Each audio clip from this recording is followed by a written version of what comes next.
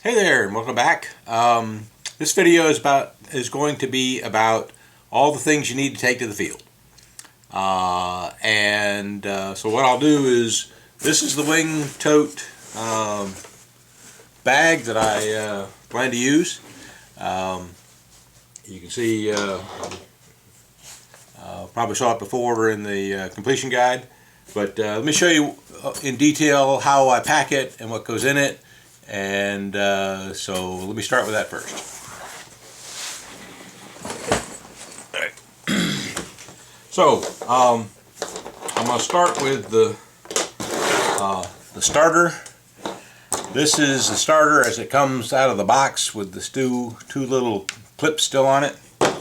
The easiest thing to do, as I said maybe before, was you buy a lawnmower battery and you buy a simple little lawnmower battery charger that are relatively cheap. Lawnmower batteries maybe $30, and a lawnmower battery charger can't be much more than that. And you charge the battery, you hook these two alligator clips to it, and you're ready to start your engine. Lawnmower battery is heavy. I don't like it. It doesn't last very long. It'll last a day or two maybe, but it won't last a whole long time. And so I use and I've used this for a while now, my custom made box that has a 4-cell LiPo battery in it. And so the custom made box has a 4-cell LiPo battery in it, has the alligator clips that I added to the starter, plugged in. And I also have the not one but two of the drivers for nickel metal hydride or nickel cadmium, I guess they are, drivers to start the glowing. So no matter which way you choose, I find, like I said, I find this convenient, but you're going to have to do a bit of soldering and get all that together by a 4-cell battery and a 4-cell battery charger, which is a bit more expensive.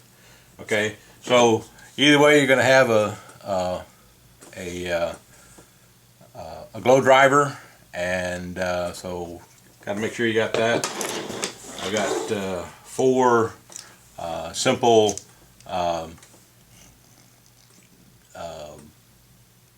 screwdrivers, 2 that are flat blade, 2 that are tiny Phillips. Got my blue block for after run oil. The Dubro fuel pump, and the little device that goes with it on the jug of the fuel. This is an empty jug, obviously. This thing comes with decent instructions, so I'm not going to bother showing you how to do that. But basically, you got a real nice way to fuel your airplane with this. Always got a rag.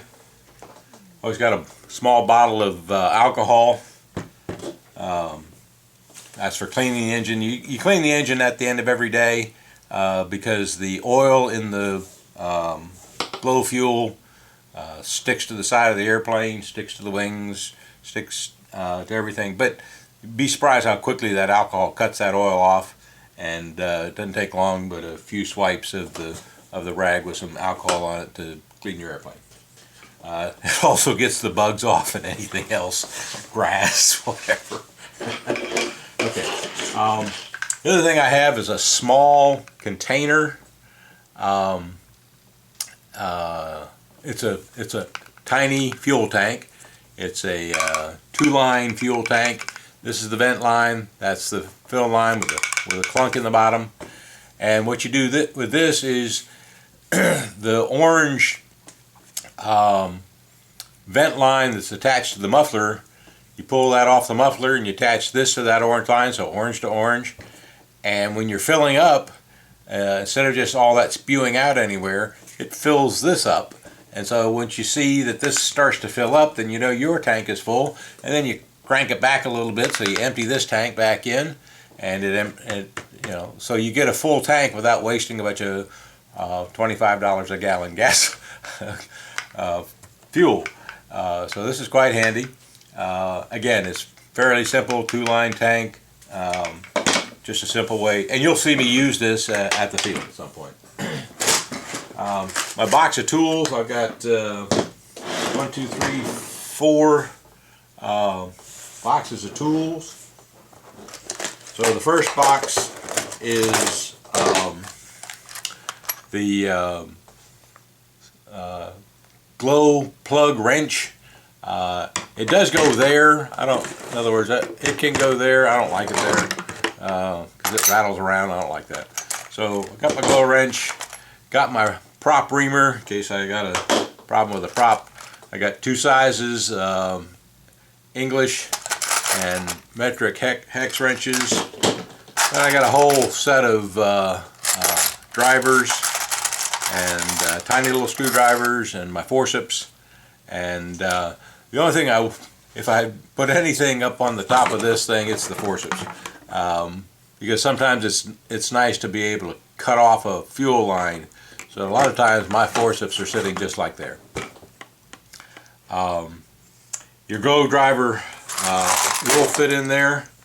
That's what the glow driver is for. But the kind of glow driver I like is the one that has this handle for pulling it back. So it doesn't sit in all the way, but it'll sit there. And if you're going to be fueling the airplane 4 or 5 times in a day, however many times you're going to fly it, that's a nice place to put it. But I don't store it there, and I'll show you where I store it later. So that's toolbox number 1. Toolbox number 2 is the high-tech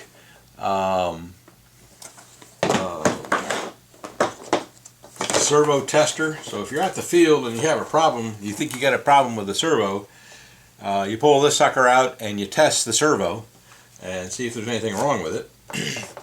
Now, in a separate video somewhere along the line, maybe not even as a part of this, I'm going to give a demonstration of how you test servos and so forth, but not today. But I do carry that servo tester to the field.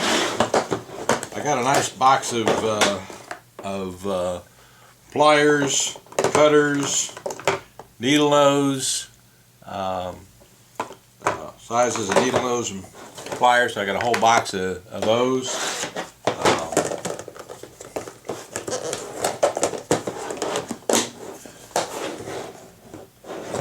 And I do use the Snapware brand boxes. You can get those in lots of places. And the last box I have is the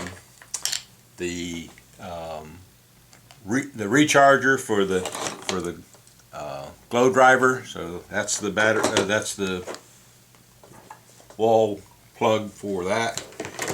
I've got the Hanger 9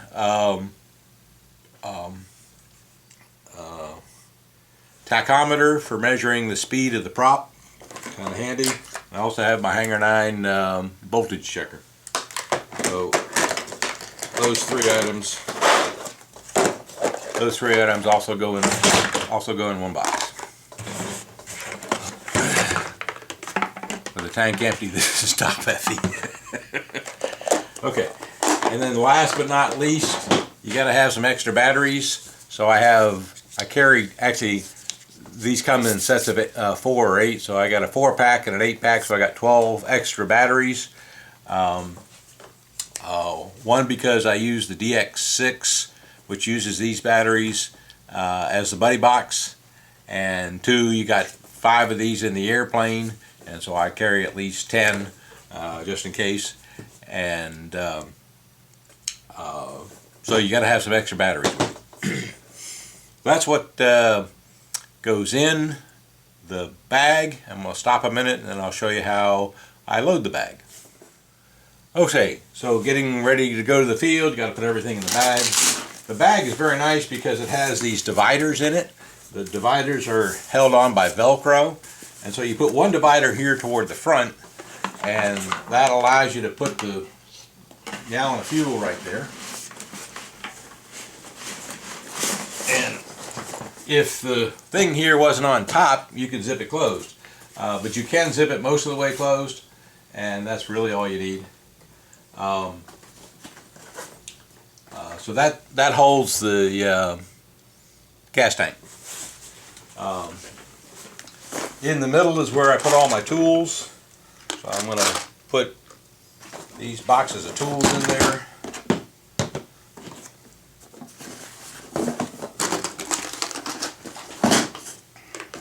Put them in any order you like. And then in the back here, I'm going to put this.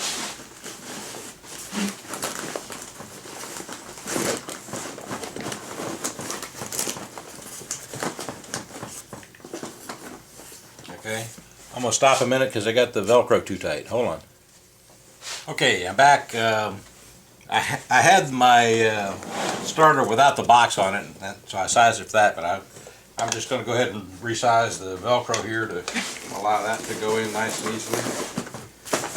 And then the boxes of tools can still go in here. Okay. And then you can zip that closed. Okay. The fuel tank and the alcohol and the rag all fit nicely in the front zipper box, front zipper place here, and that zips closed very nicely. On the side is where I would have the batteries in this little spot here. And you also got room there to permanently store the starter, and I also put my blue block there, and the place for the 4 screwdrivers right here.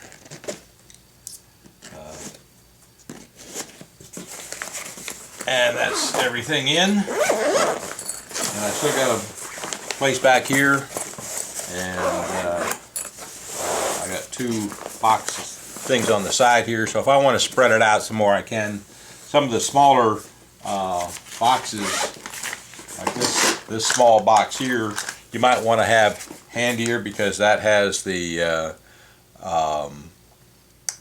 basic tools, so maybe you want that one in there instead.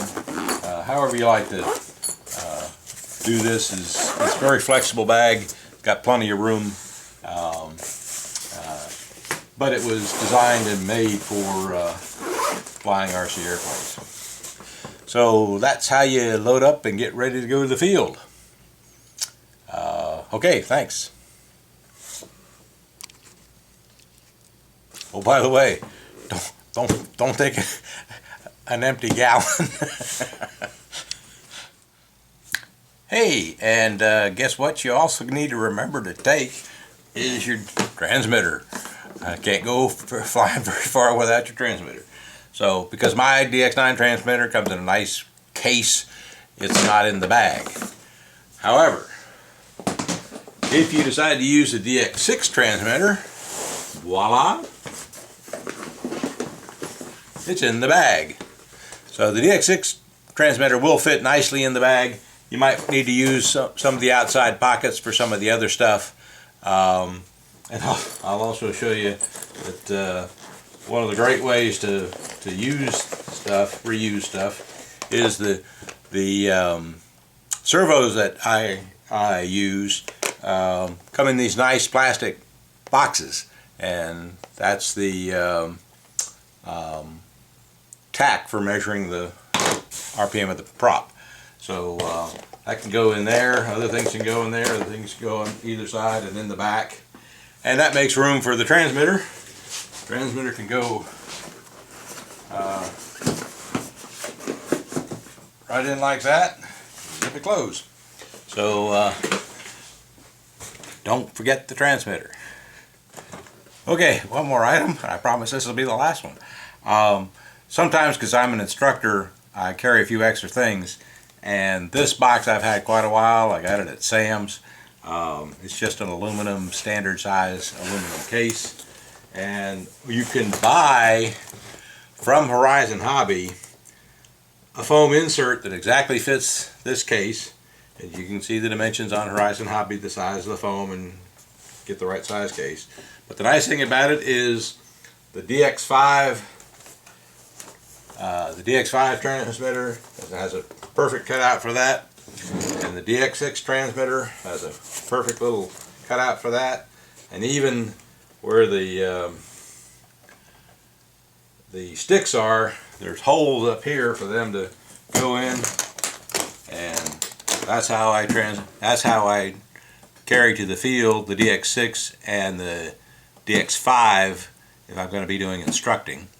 And if I'm taking my DX9, I have its box. So lots of ways to do this.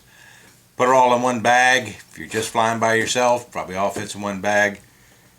If you're an instructor, have other stuff, you got other stuff to take. Enjoy.